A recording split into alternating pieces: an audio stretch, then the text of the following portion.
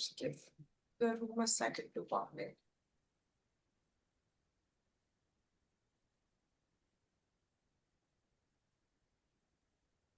Good afternoon, everyone. Welcome to the day one of the Sidoti conference. My name is Ashisha, and I'm an analyst here at Sidoti. With me today, I have Horizon Aircraft. It trades under the ticker HOVR. I'm happy to introduce and welcome Brandon Robinson, the CEO of the company. We have about 30 minutes today, including the Q&A. If you have any questions, I request you to submit them at the Q&A section at the bottom of your screen. With that, Brandon, you can take over. Okay, great. Thanks, folks, and really appreciate your time today. This is an exciting time for Horizon Aircraft, HOVR. If you don't take anything else from this video, is that we are building that airplane that is on that front screen there. That is an aircraft that can take off and land vertically. So just like a normal helicopter, you can take off from any helipad, any parking lot, any cleared area. So it can take off and land vertically, and then it transitions using some really cool technology that we'll show you to just fly like a normal airplane for 98% of the mission. And then it can land vertically again in any confined space, any helipad. So really versatile, really interesting machine. And for about half of the helicopters around the world, they simply go from one place to another. So if you think that there's a thesis whereby the world could use a much cheaper, faster, safer helicopter to do about half of the helicopter missions around the world, then I really don't have to say much more. We are building this aircraft. It will be ready in the next 9 to 12 months for flight testing. And if you look at any of our comparables in the market, Joby, Archer, Beta, it's in a pretty exciting time for us right now to be rolling out a full-scale aircraft very shortly. We'll go into some of the technology right now and looking forward to some questions later as well. So thank you. Standard lawyer stuff, 2 slides. I'm an ex-Air Force guy, so they made me put at least 2 slides in here because I tend to shoot a little straighter than most folks. So what is a Horizon Aircraft? So our company was founded in 2013 surrounding a prototype design in a bit of a different area. My father, near the end of my Air Force career, so I flew jets in the Air Force for about 20 years. Near the end of my career, it was either go up or kind of step sideways. I had a mechanical engineering degree and a business degree, and I was always interested in mobility, finding better ways to move things around the planet. My father was the same, and I mean, we come from a long history of aviators and operators. My grandfather was a World War II bomber pilot. I was in the Air Force and flying jets for 22 years. My father's been flying airplanes since he was about 14 years old. And my father had an aerospace business, uh, and we were really interested in this new advanced air mobility space. So, specifically, aircraft using brand new technologies that could change the way people moved around the planet in a much more efficient way. When we looked into this very carefully, again, using our operational background, we realized that a lot of these new companies, the Jobies, the Archers, and the Betas of the world, they were designing these incredible machines to do some very useful work. But there was a growing gap for a machine that could go about 5 times further, fly about twice as faster. And instead of moving things within a city, so if maybe it's a skyscraper to a skyscraper, or maybe it's transporting somebody from the roadside to a hospital within the city, we could move things between cities in a much more efficient, quicker, and safer manner. And again, much more economic, and we'll get to that in a second. And so we went about designing a prototype machine that was very much grounded in the real world. There's several distinct features of our aircraft. And yeah, then the history is there. We came up with a valid concept. We have built several subscale prototypes and successfully tested those. The technology works, and we're working on building and producing a full-scale aircraft right now that should be ready to go in the next 9 to 12 months. So we're pretty excited about that. And it's a very exciting particular time for this for Horizon Aircraft and its trajectory towards the future. And that's what we're building. So that aircraft, again, can take off and land vertically, just like a normal aircraft. And when it flies forward, it has a special technology that allows the wings and the canards, the small wings at the front, to close and to fly 98% of the normal mission, just like a helicopter, sorry, just like an aircraft with very, very low drag. So the capabilities of a helicopter to take off and land in a very versatile way, but the efficiency and safety of an aircraft. So 250 miles per hour, that's about twice as fast as a typical helicopter. 500 miles, that's about 5 times further than the typical VTOL um, companies in this space. Flying in all weather, and we'll go over that a little bit more in the future. And it is hybrid electric, so it has a gas turbine engine, one of the safest, most efficient engines on the planet. That's kind of the beating heart of the system that allows it to charge itself while it's airborne. It doesn't need any sort of charging infrastructure. So, for those of you folks that have looked into this a little bit, this space requires typically those all electric machines. They have to go from a vertiport, it's called, so a place that has charging and the ability to take off and land, to go to another place that then they land and they have to plug in an extension cord and charge it up for several hours before it goes flying in. Our aircraft is hybrid electric, so think gas turbine engine on board with a generator that recharges the small battery array that it has on board that enables its technology. So very versatile. It can go anywhere and a lot of cool missions that we can discuss in the future. So how does it work? So we saw a lot of very complicated architectures emerging from this space. We wanted to keep things as simple as possible. I've flown again 20 plus years in the Air Force. I've been in a lot of sticky situations. And machines that are simple and bulletproof just seem to work from an aerospace perspective. We wanted to design a machine that we would all happily put our kids in the back of and transport them from point A to point B. And we came up with a very unique design. This is a patented design that has several technologies on board that make it very unique. So we mentioned the hybrid electric architecture. This is itself in its vertical flight mode. Okay, so those fans in the wings, the main wings, the 5 inducted fans, they're called in the main wings, and the 2 fans in the canards are electrically powered, and they have unique technology that allows the aircraft to take off vertically. When the aircraft wants to move forward, this pusher prop at the back that you see accelerates the aircraft forward, and at a safe speed, the wings and the canards close, just like flaps retracting and slats retracting in any normal commercial aircraft, thereby returning the aircraft to a very, very low drag configuration. So instead of a helicopter, which is tick, tick, tick, tick, tick, tick, tick, tick, tick, going from point A to point B, it's not a very efficient way to travel from point A to point B. This is a much lower drag, faster, and kind of safer way to travel. That's our patented technology. It works. And we're going to be, like I said, flight testing a full-scale prototype here in the next 9 to 12 months. So we talked about the speed, the range, and a little bit about the payload advantages. But on the very right side, I really want to highlight this.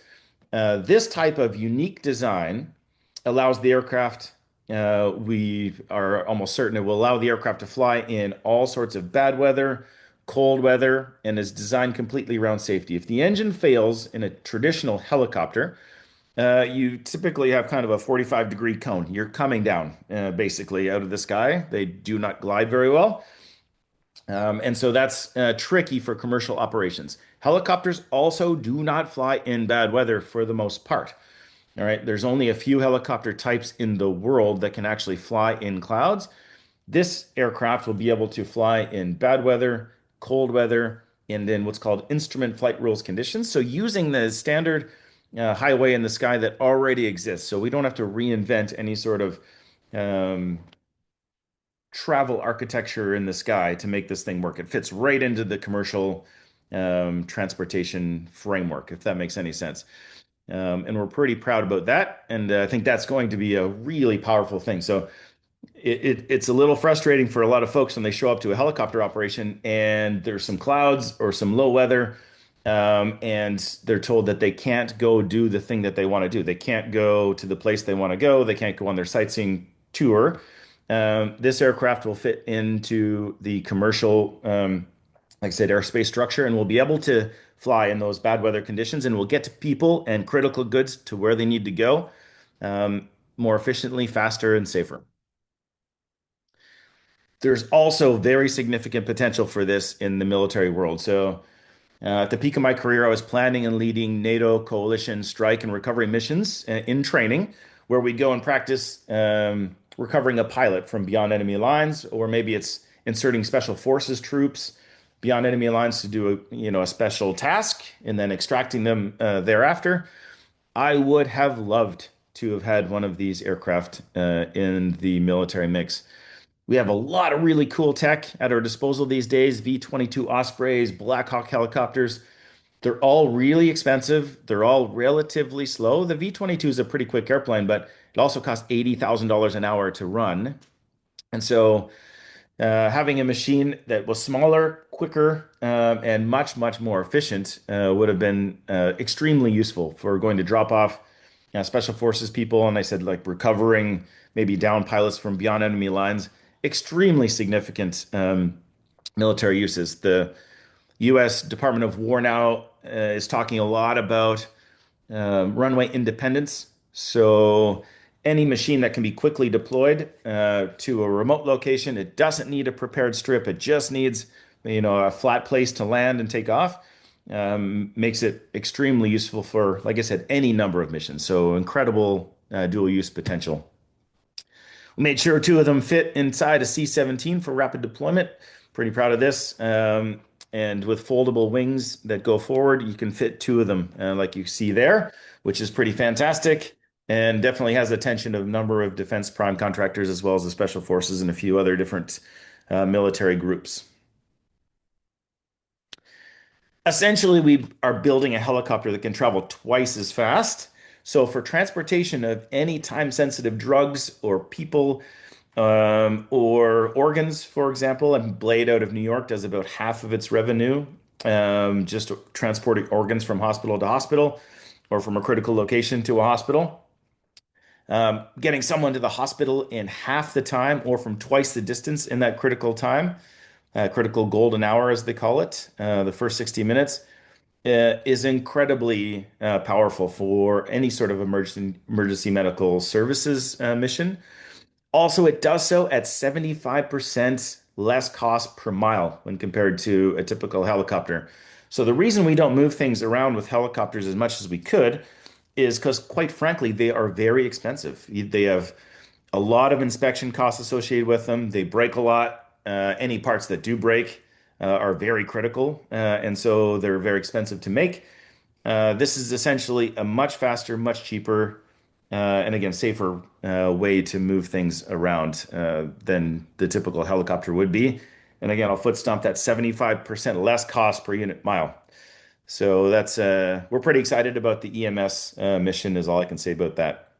Of course, it'd be really cool to get off your airplane at the airport instead of going through the whole rigmarole of grabbing a Uber or renting a car and driving another 4 hours to your location. Maybe you take a bus over to one of these airplanes and they get you, to where you want to go in the next 20 to 30 minutes versus a 4 hour car ride. So there's on the business travel side, I think that's also a pretty interesting thing to consider. Not to mention the fact that I think NASA did a great study. There's about 5,000 underutilized regional airports in the United States alone.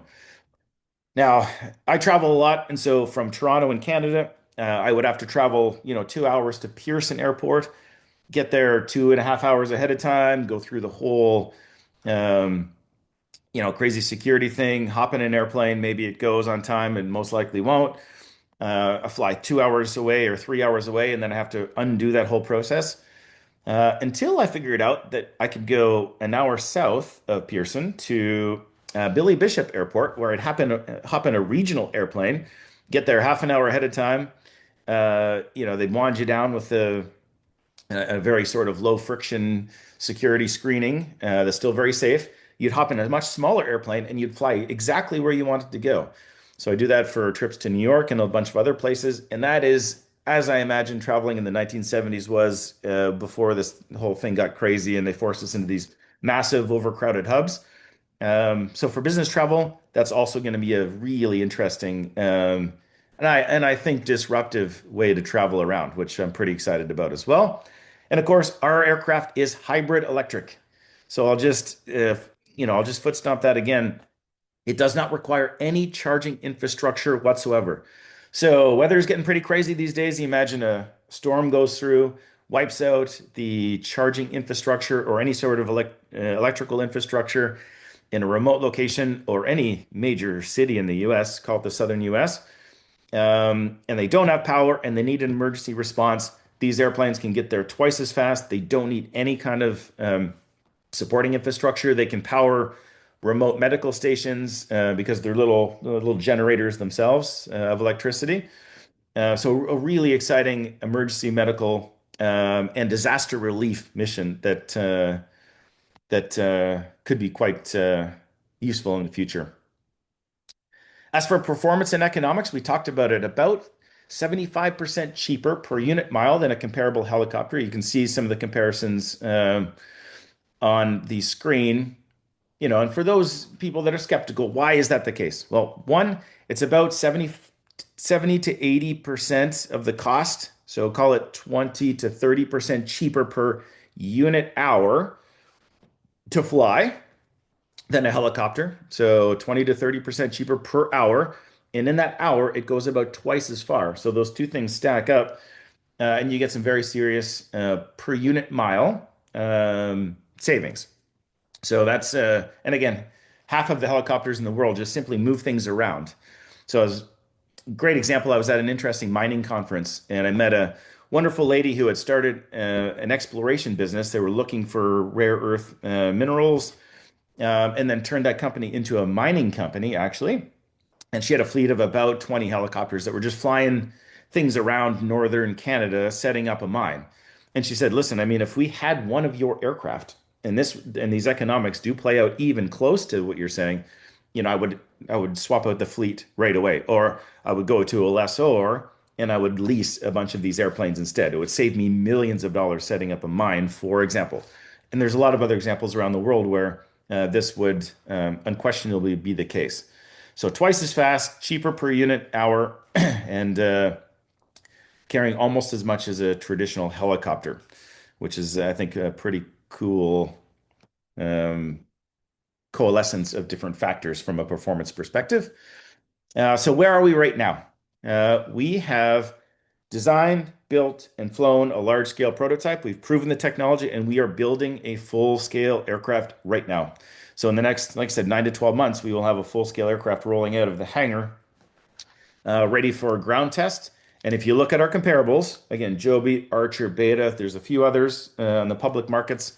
Any company that has a full-scale aircraft that is undergoing testing, that has technology that works, um, well, you can do the math yourself. I'm not going to talk about market caps, but you can take a look at the upside potential.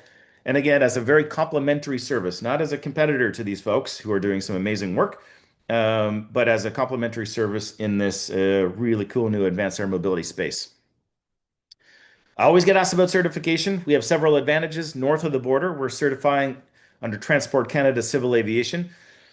We have a gentleman on the board. His name is Dr. John Maris. He is the founder of Certification Center Canada, essentially the elite from the public sector coalesced into a private company that is world leaders that are world leaders in certification of new aircraft and modifications to current commercial aircraft. These folks are awesome. They're helping us out. And north of the border, I'll say it. I mean, we're kind of a bigger fish in a smaller pond, if that makes sense. We get Transport Canada's, I'd say, increased attention, if that makes any sense. Whereas in the United States, the FAA is inundated with hundreds of companies that are trying to enter this market space, and it's very, very busy. So we're very fortunate. We can do it much more efficiently north of the border.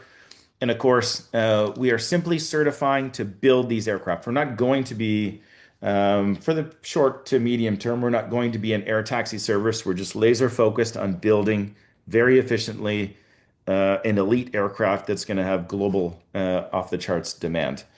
And we think that that matters quite a bit. We'll be into flight testing in 2027, and then we seek to certify prior to 2030.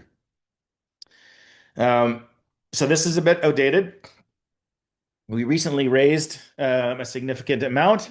And so we have about 45 million in the bank right now. That is good for 24 plus months of development. Again, in a much leaner kind of eVTOL or advanced air mobility 2.0 company that started a lot later when all of the rules were coalesced, and we could be laser focused on capital efficiency and developing in a very lean manner. And we think that that is excellent. So uh, we're very cognizant of our shareholders. I value every single one of our retail shareholders. Each one of my employees is a shareholder. We have an employee stock purchase plan. Yeah, we pay very much attention to making sure we do high quality financings, nothing overly dilutive to the retail folks. Like I said, and each one of them is an employee. So we value that significantly. Lots of partners. I won't go through all of them. You guys can do your own research. Um, Pratt& and Whitney Canada, Bell Helicopters. In our history, we've been partnered with the United States Air Force through AFWorks, where we won a significant grant for development of a large-scale prototype. Um, in this slide, honestly, there could be another 30 folks on there. The team, you've probably done your own research, but essentially a world-class team that is rooted very much in operational realities. They've been there, they've done that. A lot of them are pilots, and we have a program whereby any employee who wants to be a pilot can get trained as such, supported by the company. And I think that makes us a little bit unique in this space, which is great. I will jump to the end because we only got another 6 minutes for questions. But essentially, this, right? It's great technology. This is a real company that's building a full-scale prototype right now that's about to hit an inflection point when we roll that thing out of the hangar and start doing flight testing in a really cool new space that's opening up, the advanced air mobility space with vertical takeoff and landing aircraft. Um, Proprietary patented technology and very much a complementary aircraft and technology to some of the more common companies in this space. So thanks very much. Really appreciate everyone's time and happy to answer a bunch of questions. Thank you so much, Brandon, for doing the presentation. I request everybody at this time, if you have any questions, please submit them at the Q&A section at the bottom of your screen. Uh, Brandon, I will start with a few of my questions. What industries or customer verticals are showing the strongest early interest right now? So that is a difficult one to answer because everybody kind of at the same time is interested. So like I said, about half of the global helicopter fleet simply moves things around, right? They don't need to hover in one space for a long time, in which case you wouldn't buy an airplane. For any other helicopter operation where you're just moving things from point A to point B in a time critical manner, you're instantly interested in our airplane. So the easiest ones to begin with are the emergency medical services, so moving people to hospitals, moving organs, life-saving organs to hospitals, moving time-sensitive cancer drugs around the country, moving critical goods to remote locations. So, a good example is there's a lot of places in the Canadian North, for example, that are isolated communities. You know, you need to get something there. You have to load it on a barge and float it up there, wait for the ice to part, and then it's a very complicated logistical scenario, and that's why you get a dozen eggs costing $25 or whatever it is in some of these remote locations. You know, our airplane will immediately be very economically um, potent for some of those missions, and so that builds out into sort of cargo delivery, like I mentioned, and then a lot of military. So on the dual use side, a lot of military missions that it's just tailor made for. Like I said, basically a helicopter that goes twice as fast. You just name your mission in the military. That's a pretty significant thing to be able to offer. Right.